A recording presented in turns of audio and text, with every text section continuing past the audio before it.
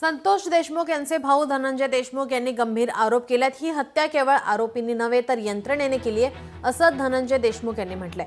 आमच्याकडे सर्व गोष्टींचे पुरावे आहेत असं धनंजय देशमुख यांनी म्हटलंय। तर तपास यंत्रणेकडे नसतील तेवढ्या फाईल्स आमच्याकडे आहेत।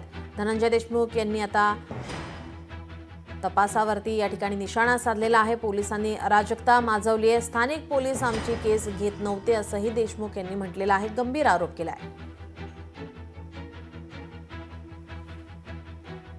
रात्री घटना घडल्यावर 10:30 वाजेपर्यंत आरोपींचे फोन चालू होते। मी स्वतः विष्णू चाटेला 12:30 वाजता फोन लावला, तरी फोन चालू होता। यांनी कुणालाही ट्रेस न करता कुणालाही पकडलं नाही। आदरणीय मनोज दादा इथं जवळपास 4 वाजता आले होते, ते रात्रीचे 11 वाजेपर्यंत होते। त्यांनी पुरवणी एफआयआर करून घेतला, त्याच्यानंतर पीएम केलं। 1:30 वाजता इथं ज्यावेळेस अंत्यविधी झाला भावाचा, त्यावेळेस मनोज दादा इथं होते।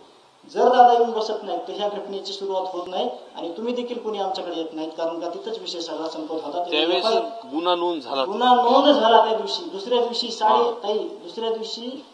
11 वाजता गुन्हा नोंद झाला। आपण बसलो त्याच्या या जागेवर आपल्या, म्हणजे इतक्या भयावह म्हणजे हे प्रकरण आहे। मग पुरवणी जबाब केला।